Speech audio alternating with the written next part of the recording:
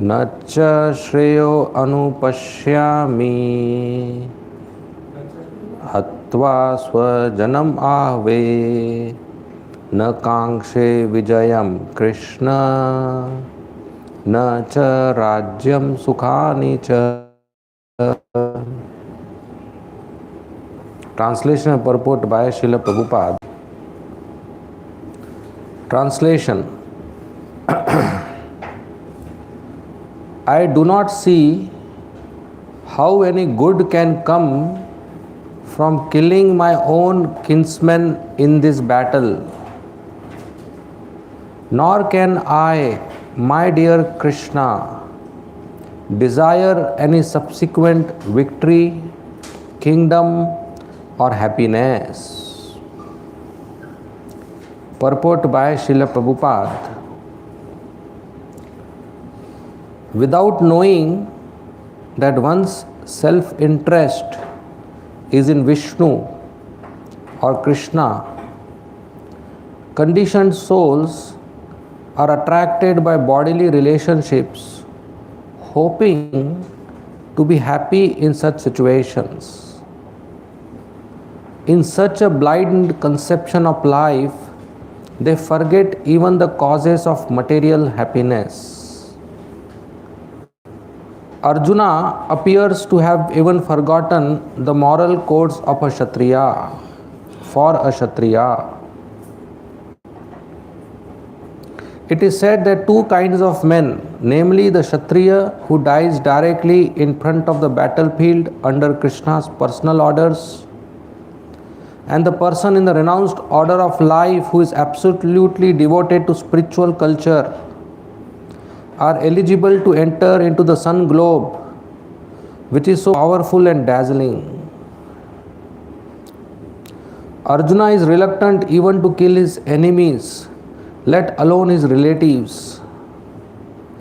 He thinks that by killing his kinsmen, there would be no happiness in his life.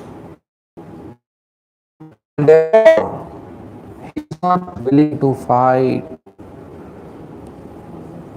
Just as a person who does not feel hunger is not inclined to cook, he has now decided to go into the forest and live a secluded life in frustration. But as a Kshatriya, he requires a kingdom for his subsistence, because the Kshatriyas cannot engage themselves in any other occupation. But Arjuna has no kingdom. Arjuna's sole opportunity for gaining a kingdom lies in fighting with his cousins and brothers and reclaiming the kingdom inherited from his father, which he does not like to do. Therefore, he considers himself fit to go to the forest to live a secluded life of frustration. Hare Krishna. Om Ajnantimirandasya Jnananjana Shalakaya Chakshurmilitam Yena Tasmai Shri Gurave Nama Nama Om Vishnu Padaya Krishna Preshthaya Bhutale Srimate Bhakti Vedanta Swami Iti Namine Namaste Saraswati Deve Gauravani Pracharine Nirvishesha Shunyavadi Paschatya Deshatarine जय श्री कृष्णा चैतन्य प्रभु नित्यानंद श्री अद्वैत गदाधर श्रीवासादि गौर भक्त वृंद हरे Krishna Krishna Krishna Hare Hare Ram Ram Ram Hare Hare.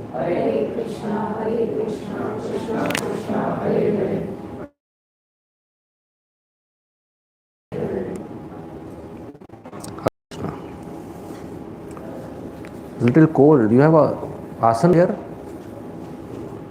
Mat? No? Yeah, it's a little cold. Otherwise, reduce the AC.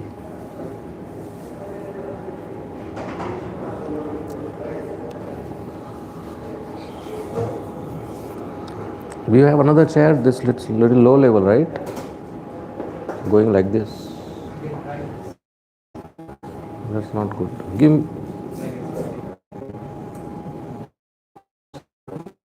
me this black one.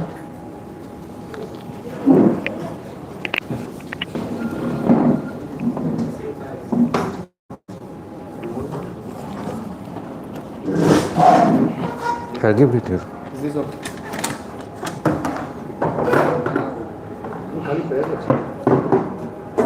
It's too high. Okay, leave it. So, Arjuna is ready with his weapons and armor and chariot and army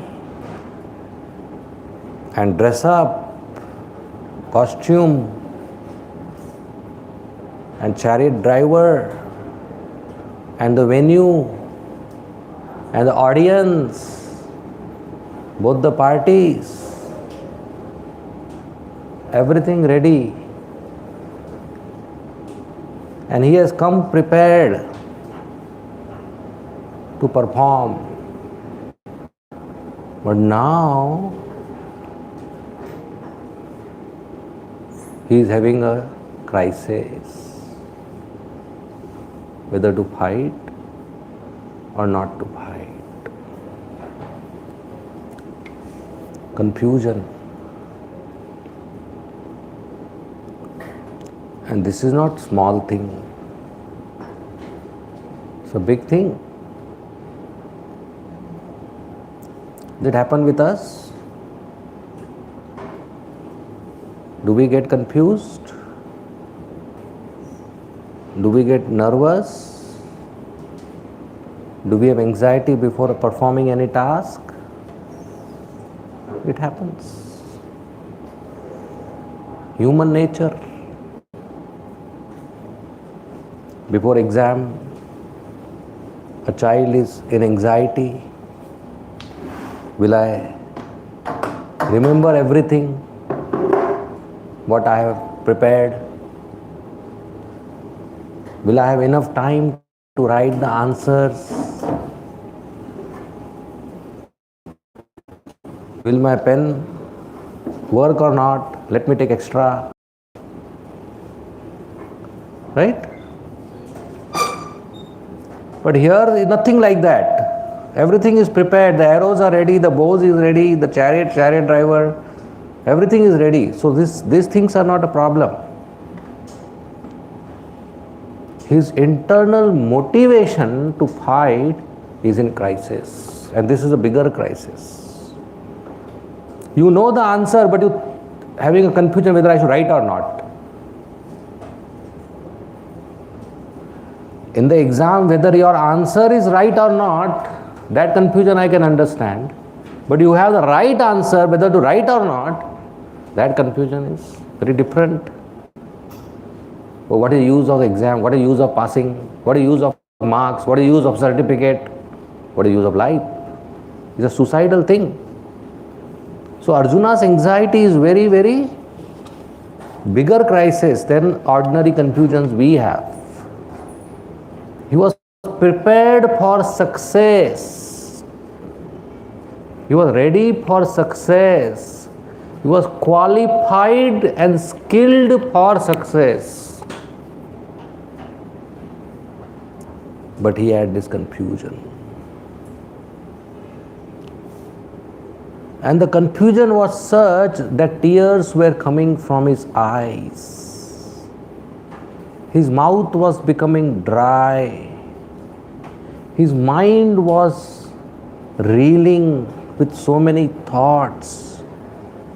His legs were becoming weak and he was standing, he sat down. His arms became weak and the Gandiva in his hand slipped. And he couldn't speak. These are extreme symptoms of stress. In our case, when we have stress, do we have such extreme symptoms that the pen in the hand is falling? and the legs don't work, and the mouth becomes dry, and the tears come in eyes, and the mind is reeling. No. Arjuna's symptoms of stress are very extreme. That means his stress was much higher level. His confusion was much higher. It was quite complicated.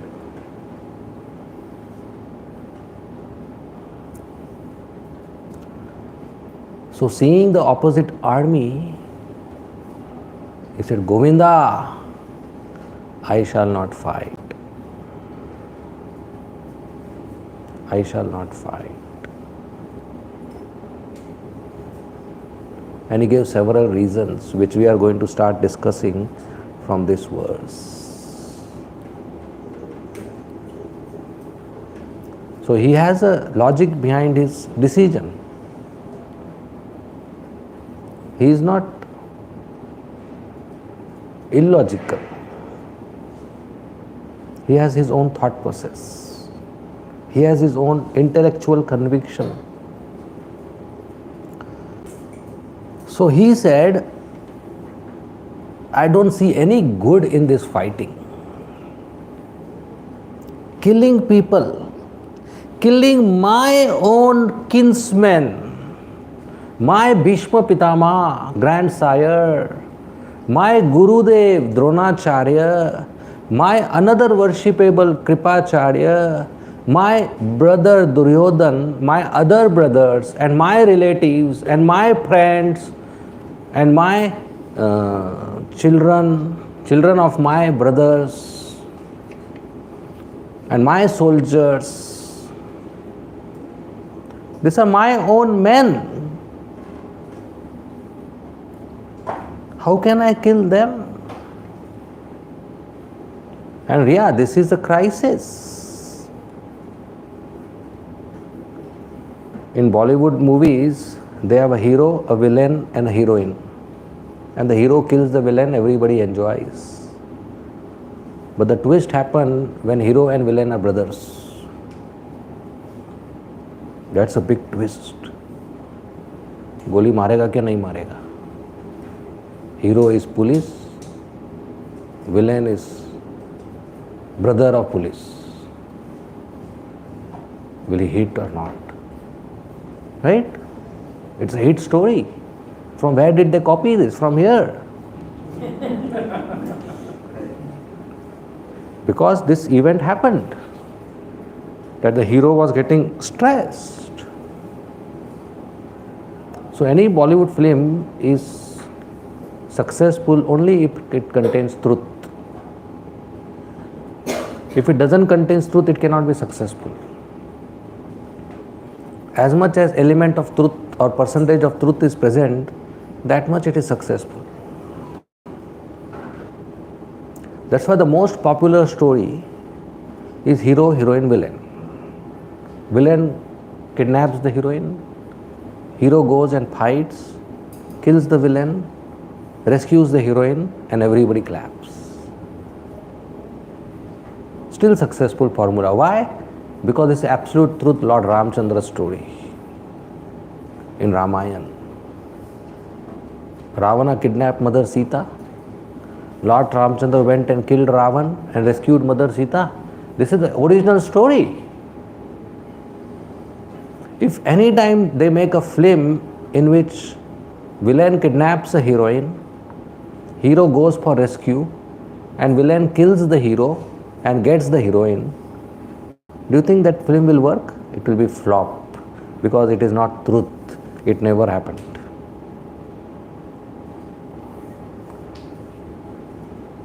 So why to go to the cinemas? We already have enough masala in Krishna's pastimes. In Krishna's pastime, you have full entertainment package. You have suspense, you have climax, you have thrill, you have action, you have romance, you have comedy, you have horror, you have story, you have plot, you have twisting, murder, stealing, robbery, everything you have in Krishna. All the rasas. he is saying that no good. If I fight, there will be no benefit because these are my own people. How can be there benefit by killing my own people? Even if I've been victorious, even if I get kingdom, even if I become happy, still it is not good because I don't desire all this. See, if he wins the battle, he will be victorious. If he wins the battle, he will get a kingdom. And if enemies die, you get happiness. So these three are outcomes: victory, kingdom, happiness. And he says, I don't desire this. I don't desire this based on killing my kinsmen, killing my own people.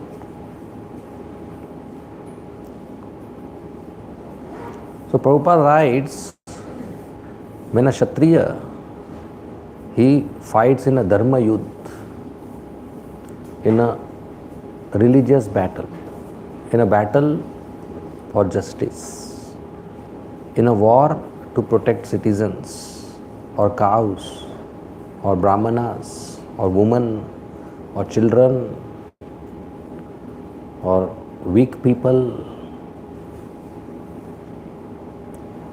So in a just war, if a Kshatriya fights and dies, he is elevated to the sun planet, Surya Lok, which is part of Swarga Lok, heavenly planet, and he enjoys nice life there for thousands of years.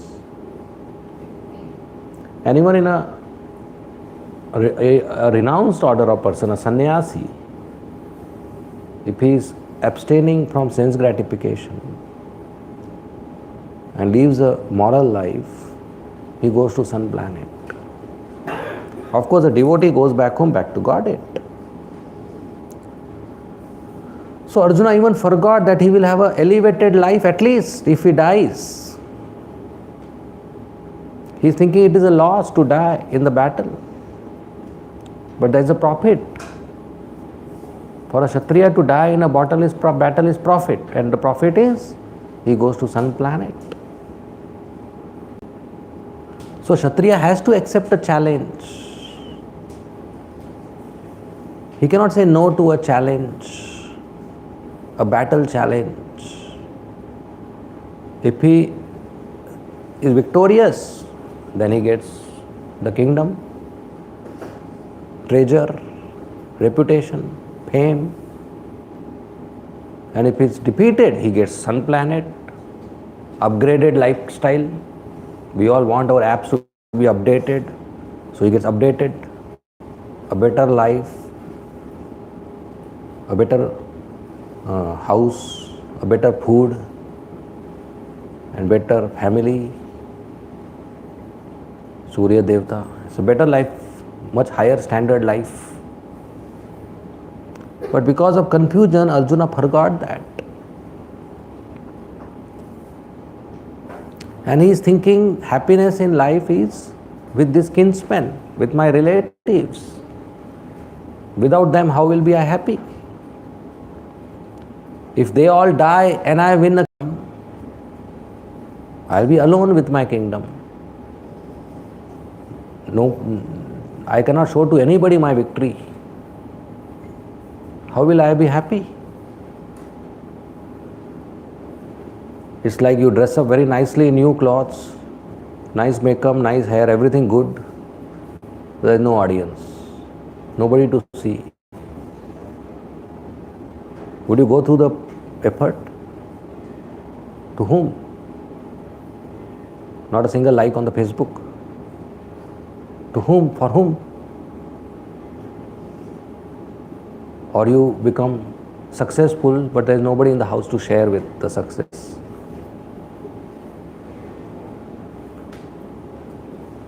It is like in the old times, I read a joke that there was a pujari sincere pujari. And he wanted to play sports. But he is not allowed as per his lifestyle. Say goal. Not allowed.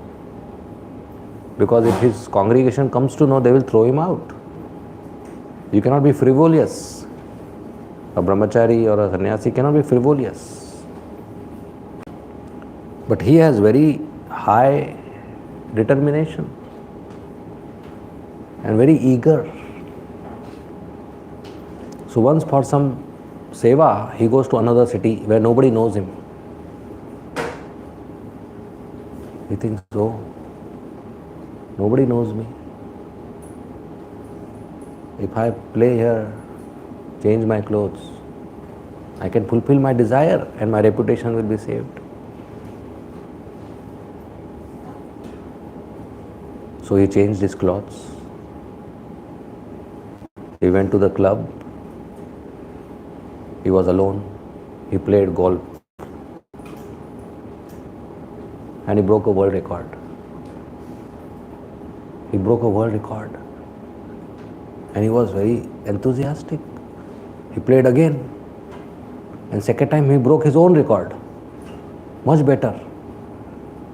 He became more excited. Again played. Third time he broke his again own record. Very high success he got. He broke world record 3 times his own in one night. Very high success. So Mother Lakshmi in Vaikuntha was watching all this. She told Lord Vishnu, what is happening? First of all, he is not supposed to play. And now you are giving him so much success. Lord Vishnu said, Batayega kisko? Whom will he go and tell his achievement? He can't. So will he be actually having pleasure in his life or frustration in his life? Because whole life he will be thinking, I broke a world record and nobody knows. And if somebody else happens to have the same score and they get the credit, he will be more frustrated. So Arjuna is saying, even if I win the kingdom, whom will I show that I have won? There should be somebody to see also, no, that I have won. Right? Duryodhan will die. Shakuni, Karna, Dushasan, all the brothers will die. Bhishma Pitama, Dronacharya will die. All the party will die. Whom will I show that I have won? How it will be good? So this is an ordinary definition of happiness. To achieve something, to perform, to receive a sense object, and to show to others that I have. Most of the time our life is wasted, our energy is wasted, just to make sure others have something good thought about us. The way we dress, the way we walk, the way we talk, we are extremely highly colored and conscious that others should have a good opinion. So we don't be natural, we be artificial. What is natural, that we don't do. We do artificial performance so that others have good opinion. Or I conform to what others are doing, I should also do so that I look normal. If by chance you go outside the street and there is a change on the road, everybody is wearing the slippers in their hand except you, what will you do? You will think, oh, this is a new fashion. I should also do. Right? A doubt will come in the heart or not. Otherwise they'll think I am mad. Actually they are mad. Otherwise they'll think I am mad. And the proof is the way we wear today. Every 10 years the fashion changes. So what we accepted last 10 years, this 10-year decade we reject the same item. And what we rejected last decade, this decade we accept it. Right? The fashion changes. Conforming to the fashion. That is our definition of life and happiness. So Arjuna is thinking, if I win the kingdom, still I'll fail. Because nobody is there to clap. But we should know this is wrong definition of happiness.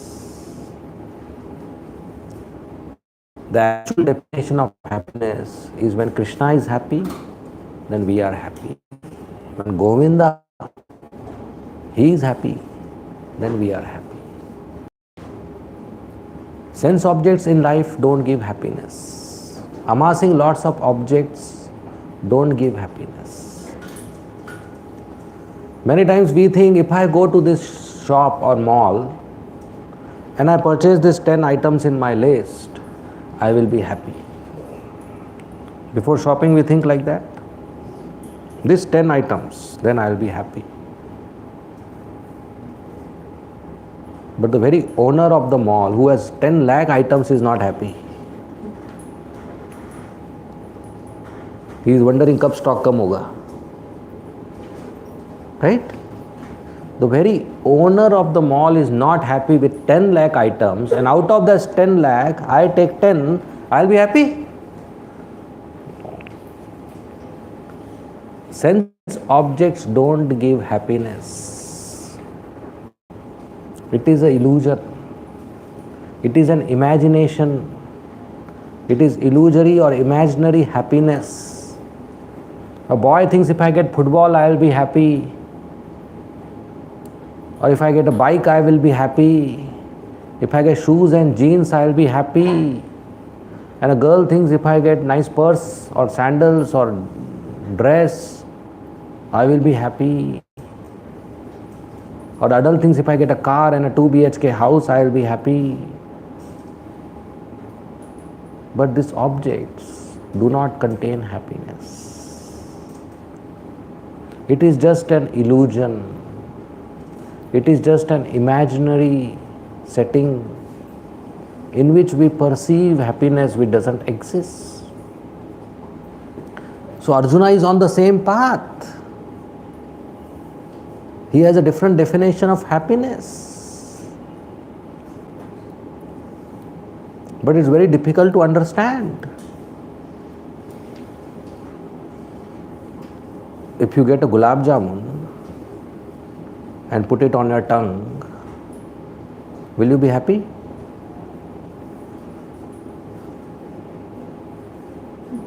Yes or no? Yes. Yes? Yes, we feel happy. Even now talking about gulab jamun, we feel happy.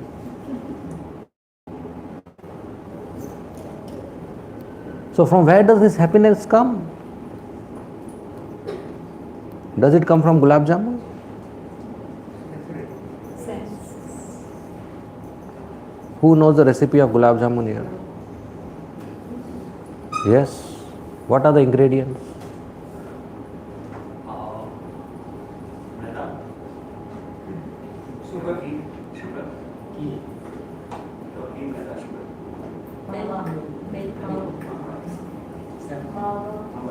Mawa, saffron, fire, chasni, that's sugar, syrup, sugar syrup, ghee, fire also? Oil. Yes, ghee. So when you make gulab jamun, sugar, fire, right? Do you put happiness in that? Sugar? Pakka? So I have a gulab jamun in hand, that means I have a combination of maida, mawa, ghee, sugar, fire. Right? So when I touch it on my tongue, what touches my tongue is maida, mawa, ghee, sugar, fire, combination. not happiness, right? So happiness is not in gulab jamun. It's not in my hand, the product. And I put it on my tongue and I get happy. From where does happiness come if it is not in gulab jamun?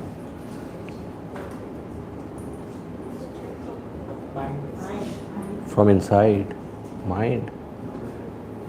Right? So then you should be happy without gulab jamun if it is inside.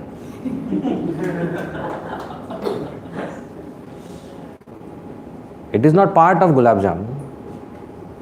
It is part of you. Then you should be happy without gulab jamun. See, such a big illusion. That happiness doesn't exist. What exists is a desire to eat gulab jamun. And like this we have many desires. So when I put gulab jamun on my tongue, one desire is tick marked. And when one check mark happens, I feel happy. One task completed. Like in the day you have 10 tasks and 2 get completed and you tick. You feel happy? Why? Because tick mark. Even though it was a loss, tick mark. Happy. So, happiness is not in gulab jamun. Happiness is, desire is fulfilled. Now what happens as soon as you tick mark the desire to eat gulab jamun, immediately another desire appears to eat one more gulab jamun. So then you take a second one. Again you feel happy. Again tick. Why? Because again tick mark. But as soon as you tick, a third appears. One more gulab jamun. 10 times you did. 11th time the desire doesn't appear. Satisfied. Now if somebody gives a gulab jamun in your mouth, you will beat him up. Same gulab jamun, there will be fight if somebody pushes it in your mouth jabardasti. Why? Because now it's not in the list. Now tomorrow after 24 hours when it's coming compared to the list, again you want it. Or 8 hours. Or for a diabetic patient next year. Whatever. Right? So the feeling of happiness we have is not a product which we are receiving. It is an imagination because a tick mark has happened. And we are running for it. It's like football. 20 people running behind one ball. And kicking it to a particular location called net. If it goes in the net by my kick, I become happy. If it goes 1 centimeter away, I become unhappy. What benefit any person on earth got by my kicking a ball at a particular location? Any economic benefit, any physical benefit, any benefit is there? No. And when it goes 1 centimeter away, so much unhappiness is there. Make a bigger net, na? Make a bigger net, kick and be happy. No, you make a smaller net and keep unhappy.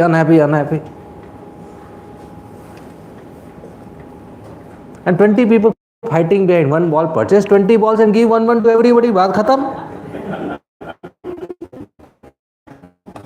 Right? It is an imaginary happiness. Nobody gets benefit by kicking a ball at a particular location. But there's a desire. The desire is, by my kick, it should go to this location. You make a desire which is complicated and you put effort for hours together, and every time you fail, you become unhappy. Why to make such a list? Doesn't make sense. So, whenever a desire is fulfilled, we feel happiness. And whenever desire is not fulfilled, we feel unhappy. From birth till death, how many desires we have?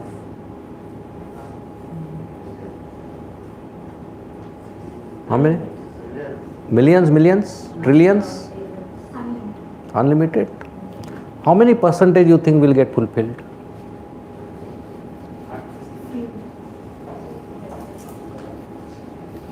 Not even 1%?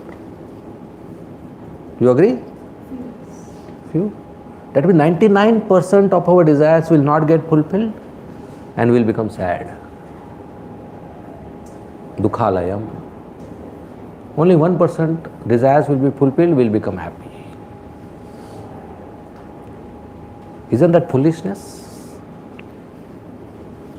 Why to have so many desires which are not going to get fulfilled, and unfulfilled desire means I am unhappy? That's foolishness. Imagine there is no desire. You will be by default 24 hours happy. That's called Anya Abhilashita Shunyam. Anya, other, Abhilash, desire, Shunyam, zero. A pure devotee has zero material desires and is always happy in Krishna consciousness, serving Krishna. We cannot be desireless. We are not stones. A table is desireless. But I am not a stone, you are not a stone. Somebody preaches this philosophy, be desireless, you will be always happy. But that's not possible. We cannot be desireless. Don't say, my only desire is I don't want any desire. That itself is a desire. To be desireless is a desire. That I want to be desireless. Right? That's not our philosophy. Our philosophy is to have spiritual desires to please Krishna. And that's where Arjuna is doing a mistake. He is thinking of his happiness. This war, I am not happy. Why I am not happy? You will get kingdom, you will get victory, you will get opulence. No, I am not happy because my relatives are dying. Attachment to relatives. That's wrong definition of happiness. The actual definition of happiness is Krishna is happy, then I am happy. And Krishna wants this war, so I should fight. That's the whole Bhagavat Gita. Arjuna has deviated, is playing a role, deviated from the purpose of real position to please Krishna, and an artificial conditioned life of pleasing myself. Coming in contact with sense objects, coming in contact with gulab jamun to be happy. But this material world, all such contacts give entanglement. There was a big field, empty, full of sand. And there was a mouse, rat, in the field, staying. It was summer season. Afternoon time, the sand was very burning hot. And the mouse had tough day. Cannot sit, cannot stand, cannot walk, cannot lie down, because the sand is very burning. You have experience? If you touch your feet on burning sand or burning floor, it's very, very hot. You need to do something. You cannot continue steady. So the mouse cannot do anything. So just to escape, the mouse would keep on running in circles in the field to find some relief. But hot sun, hot sand, afternoon time, it's not easy to get relief. So running, mouse came to a spot. There was a shade. He said, thanda, thanda, cool, cool. Got relief. A shade. What was that shade? It was shadow of a cobra. Running, came to the spot. But next moment, the cobra captured him. That's our life. We continuously run in the cycle of birth and death and is very burning, painful. Birth is painful, death is painful, disease is painful, old age is painful. And in this running we want some relief. Relief by watching television, or relief by eating in some restaurant, or relief by smoking cigarette, or doing some sinful activity. Thanda, thanda, cool, cool. But what is happening? Maya is capturing us. That's called entanglement.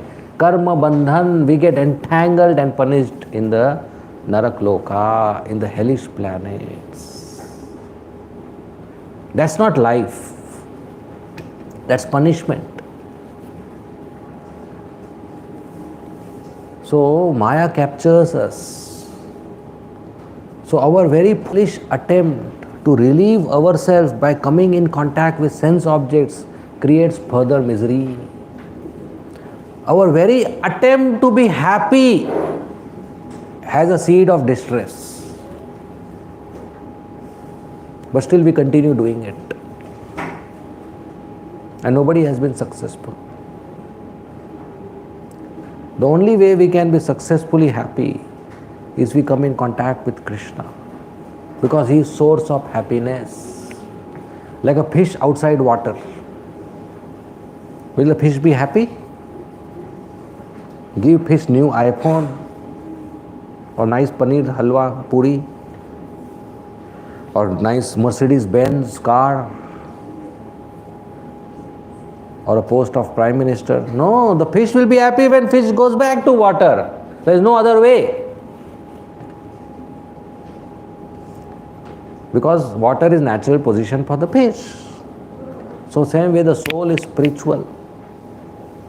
And our natural position is to be with Krishna, who is spiritual. Sat, Chit, Anand, full of happiness, Anand. But we are away from Krishna and we are looking for happiness in objects, which is imagination, which doesn't work. So the only way we can be happy is we go back to Krishna, who is our father, our mother, our shelter. Just like a small baby who is crying. You put the baby in any woman's lap, the baby will not stop crying. Put the baby in a lap of Miss Universe, very beautiful lady. Will the baby stop crying? Put it in the lap of a most rich lady wearing lakhs of rupees of gold ornaments. Will the baby stop crying? Put the baby in own mother's lap, the baby will identify that lap and will stop crying. Because there is a natural bond. Similarly, we have a natural bond with Krishna. We are part and parcel of Krishna. When we come in contact with Krishna, we are happy. Any other contact with wealth or fame or sense objects or high class, high leader, position people or anything, it will not give us happiness unless we come in contact with Krishna. So that is the point Arjuna has missed. He is with Krishna. Now if he performs his duty as a Kshatriya, he is happy because Krishna will be pleased by him. But he is thinking, I will not fight and go to the forest because if I kill my own people, how will I be happy? But they are not your own people, your own is Krishna. Every birth we get our family and every death the family goes away. Just like if you are on a long distance train, wherever you sit in the coach, there will be some other passengers and you become friends with them.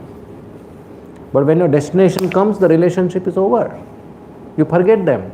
The next journey, next set of passengers, next set of friends. Again, when the destination comes, you forget. This life is a journey and the family we are born is the coach. And we have some relatives, mother, father, and brother, sister, nana, nani, chacha, chachi, kaka, kaki, mama, mami, dada, dadin, so many. At the death, it changes and we go to next family, next relative, next parents, next husband, wife, children. Every few years we change this coach, we change the relatives. And we think this is the most important part of my life. No, we have duties towards relationship in Varnashram. We are not saying no. But our eternal relationship is with Krishna, Ishvara Parama Krishna, Sat Chit Ananda Vigraha Anadir Adir Govinda Sarva Karana Karanam. I am part and parcel of Krishna. I serve Krishna, I become happy. Otherwise, I can't receive happiness. Just like the leaves are part of a tree and the leaves require water. So what do? Climb the tree with a bucket of water and a spoon, and one spoon water you put in each leaf? No, put the whole bucket in the root, the leaves will be happy. So Krishna is the root and we are the leaves. So when Krishna is served and worshipped, we will become happy. Not directly we can enjoy sense objects. It will not work. Because we are part of Krishna. Like my hands, legs and other organs of the body require nourishment and energy, and they derive it from stomach. But all the body organs cannot say, hey, this is not good. Every day stomach is eating, we are not eating, we also want. So you put dal in your ears, and sabji in your nose, and chawal in your eyes, and roti in your legs. The body will be happy? No, you put everything in the stomach, whole body will be happy. So Krishna is the stomach. Krishna is the root of the universe. Sarva karana karanam. So you feed Krishna, everybody will be happy. If you directly try to take sense objects, you will never be happy. So that is a mist. That's why he is frustrated. And out of frustration he wants to go to forest.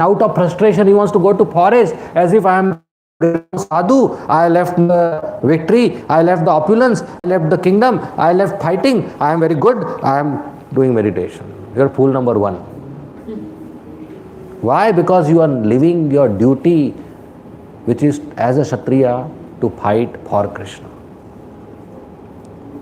There are two types of sinful activities: sin of commission and sin of omission. Sin of commission means you commit a sinful activity.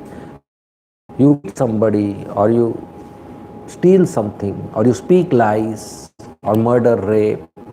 You commit a karma, a sinful karma. You act. Sin of omission means you omit your duty. Like Draupadi was, and both were punished in the war of Mahabharata. So sin of commission and sin of omission. So here Arjuna's duty is as a Kshatriya to fight for Krishna, and he is thinking of omitting his duty and going to the forest and meditating as a sadhu. So what he is doing is sinful activity. We cannot omit our duties. We have to perform our duties in Varnashram. Renunciation is done of lower duties to perform higher duties. But the highest duty is to serve Krishna. So what path Arjuna is thinking of non-violence is wrong. Because now it's the time to kill these demonic forces. Now if you are talking about non-violence, you are wrong. War or violence for peace. Violence for peace is peace. That violence is peace. And peace for violence is violence. You got me? If somebody is doing violence to achieve peace, that violence is peace. And if somebody is keeping quiet so that others are abused, that keeping quiet is violence. That is cruelty.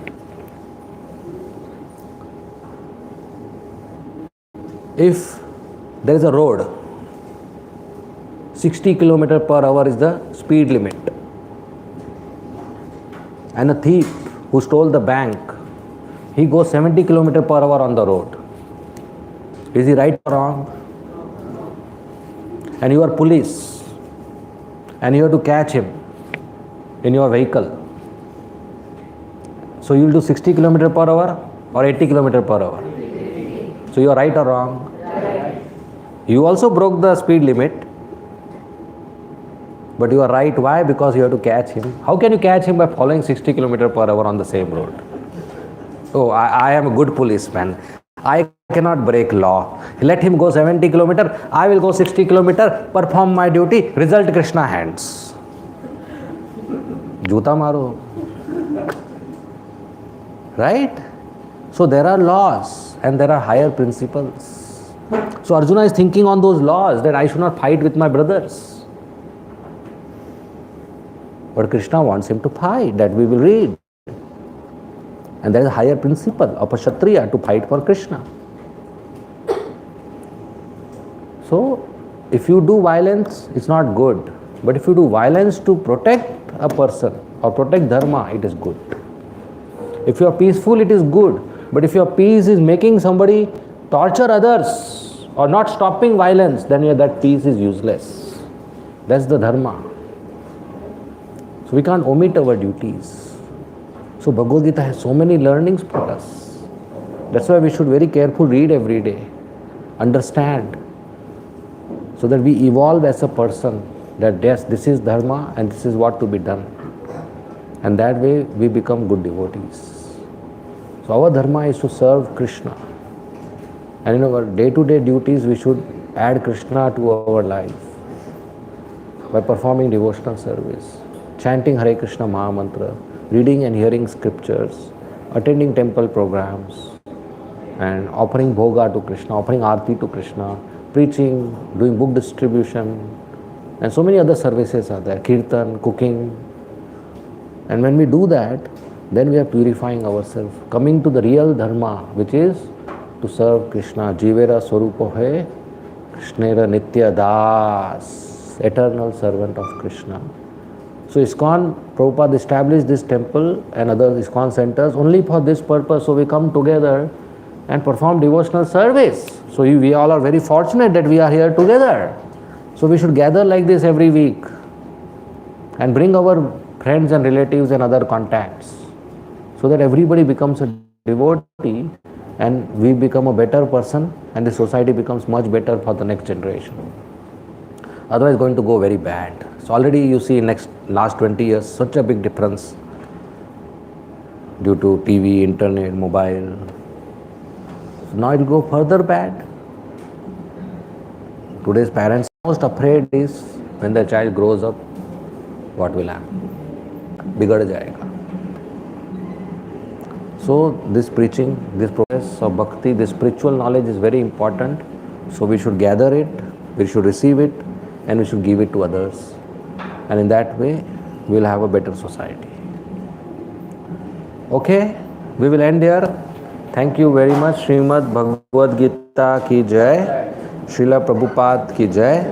If there are any comments or questions, you may please ask. Hare Krishna.